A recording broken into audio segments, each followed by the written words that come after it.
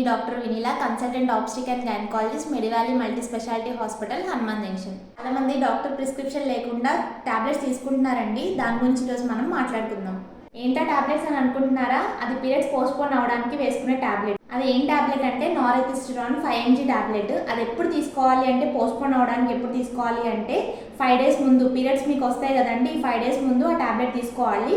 Maximum 10 days ఆ tablet use చేయాలండి. ఈ టాబ్లెట్ ఎవరెవరు వేసుకోకూడదు అంటే ప్రెగ్నెన్సీ ఉన్న వాళ్ళు వేసుకోకూడదు, కన్సీవ్ అవ్వాలి అంటే ప్రెగ్నెంట్ అవ్వాలి అన్న వాళ్ళు వేసుకోకూడదండి, బ్రెస్ట్ ఫీడింగ్ మదర్స్ ఉన్న వాళ్ళు వేసుకోకూడదండి, ఏమైనా హార్ట్ డిసీజ్ ఉన్న వాళ్ళు తీసుకోకూడదు. ఈ టాబ్లెట్ డైలీ 2 times తీసుకోవాలండి.